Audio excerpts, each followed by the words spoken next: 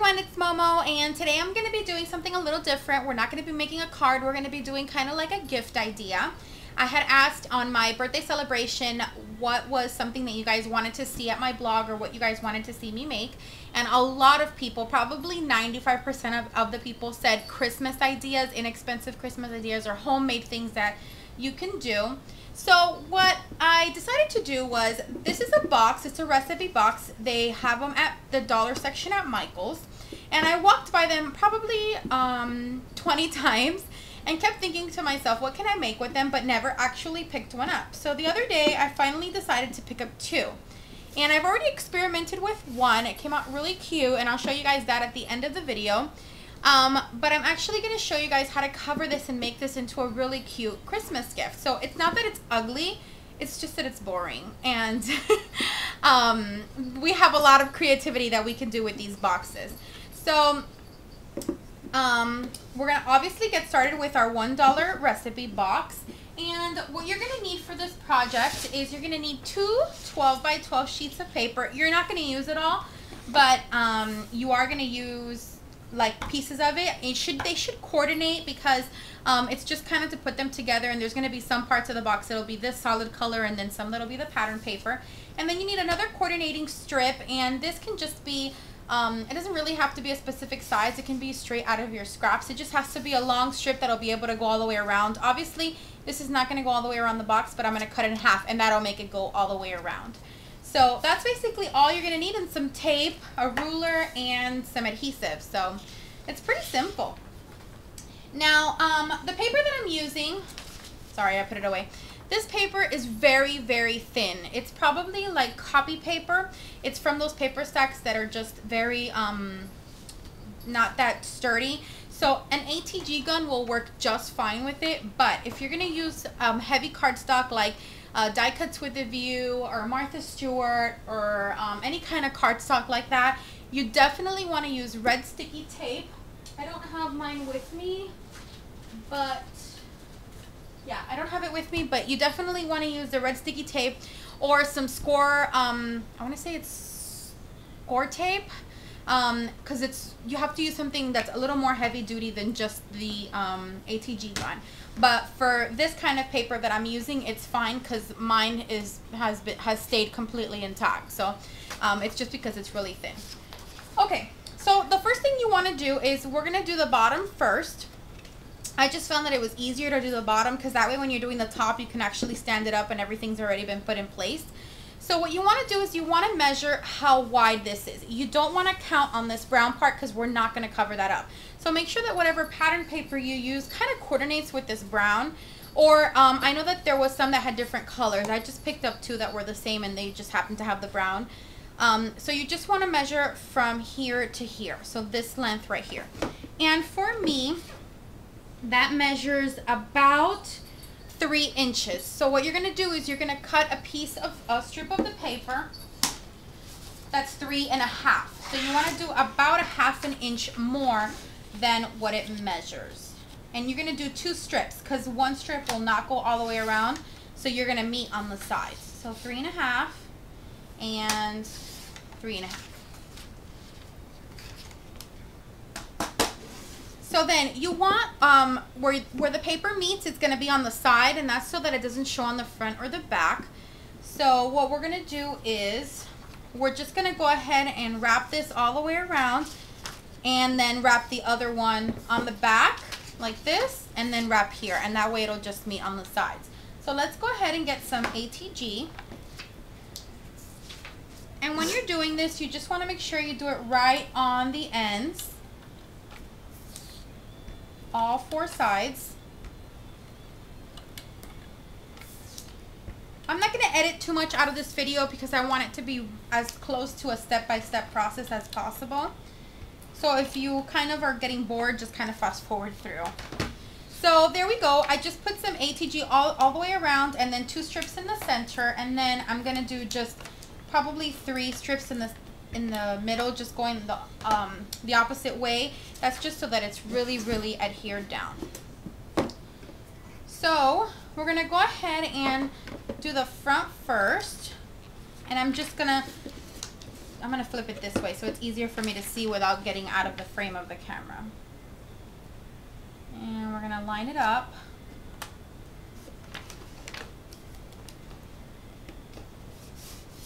Okay. And then we're gonna wrap. There we go. I'm just trying to get the ribbon out of the way. And then we're gonna wrap it on this side.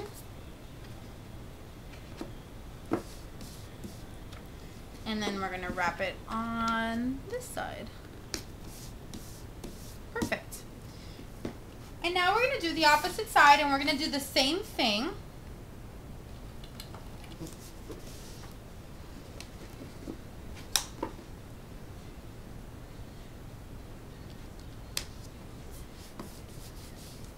So there's the side and we just have a little bit of a seam and it's not really a big deal. If it bothers you, you can you know, maybe put something there like a flower, a die cut or something like that, but it doesn't bug me at all because it's just a pattern paper and it continues on.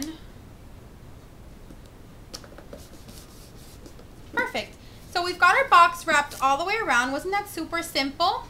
And then we have our 1/2 inch at the bottom. Now what we're going to do with this piece is we're going to get our scissors.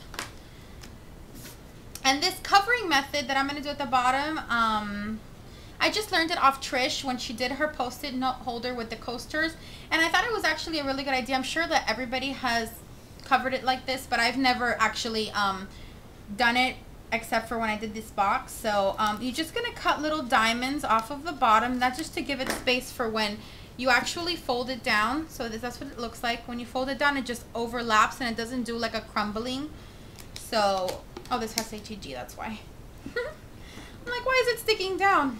So you're going to go ahead and do that to all 4 corners. You're just going to cut a bunch of little triangles out, just out of the corners.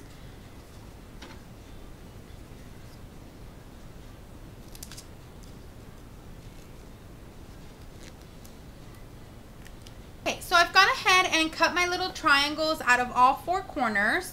And what I'm going to do is I'm going to adhere some ATG directly onto the box and then I'm just going to go ahead and fold it over.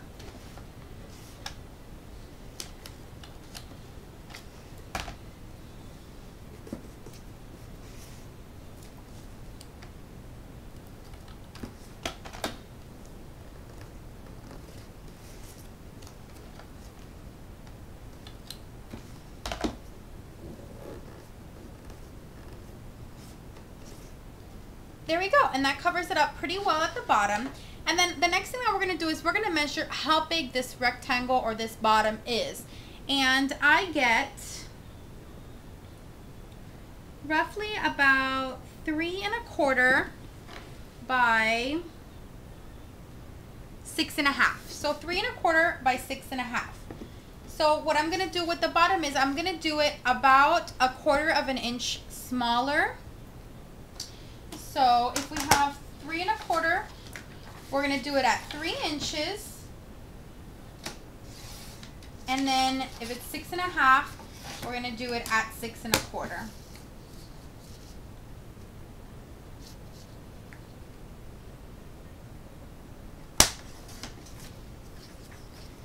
And then that's going to go right there at the bottom. So we're going to go ahead and put some ATG on that and adhere it down. And I just did this out of that coordinating color. It's just kind of to give it a little bit of a contrast. Not that anybody's going to look at the bottom, but we're going to do the same thing to the top. So it's good to have everything kind of coordinated together the best possible. I did it a little off center, but that's okay. It's the bottom. I'll make sure to do the top a little bit closer. So we've gone ahead and covered the bottom and all the way around the bottom of the box. So then our next thing to do is we're going to do this little side piece here. And this I'm actually going to do using the solid color. So I'm going to go ahead and measure it. And it measures close to 1 1/2 by 6 1/2. So I'm going to get my strip of the solid color. And like I said, you do it about 1/2 inch bigger. So we're going to do it at 2 inches. And you're going to need 2 strips of that.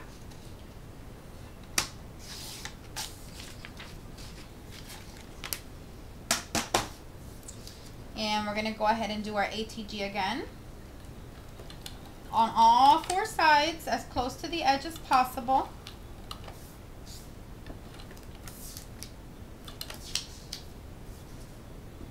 I just dropped my piece of paper on the floor.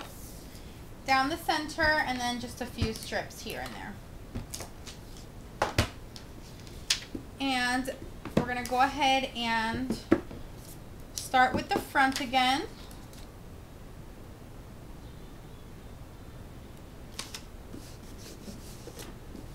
Okay, and then we're going to go off here to the side.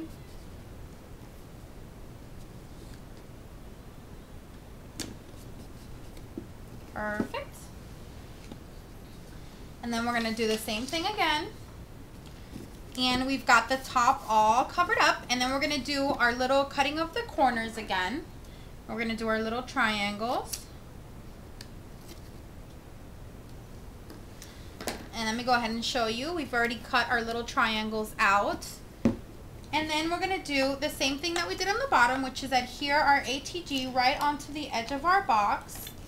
And then go ahead and push these little flaps down.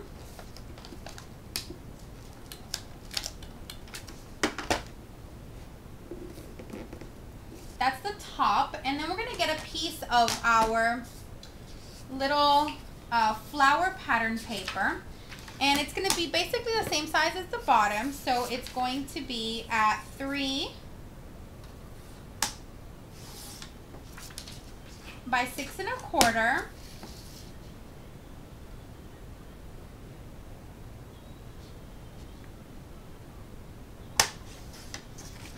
And since you are going to see the top of it, just make sure that it is the right size, and that is the right size. And then we're just going to get our ATG.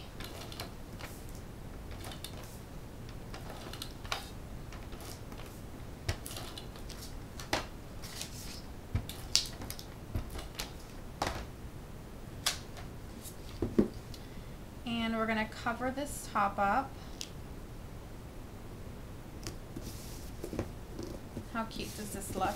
And isn't this adorable? I think it's just one of those things that's so easy to do. It's, you know, the base of it is $1 and it's a nice and sturdy box. It really is.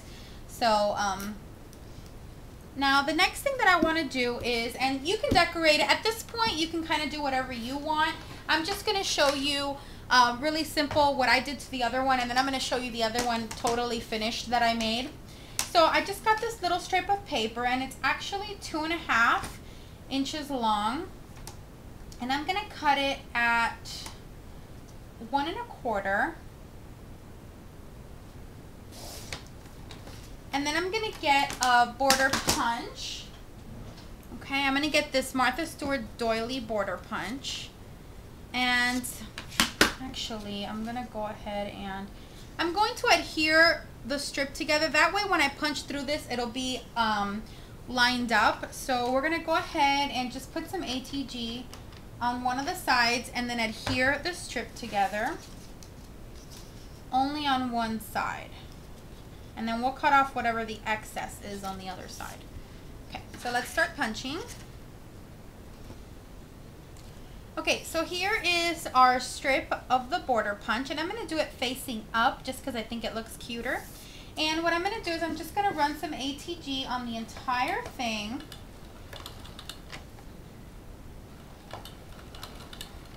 And then that little part that we adhered together, I'm going to put it on the side.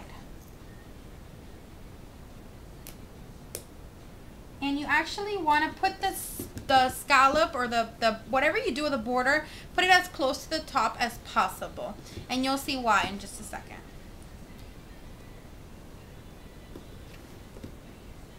Okay, so we've got our top covered with our little doily punch. And then we're going to get a little ribbon. Okay, so I got some pink ribbon.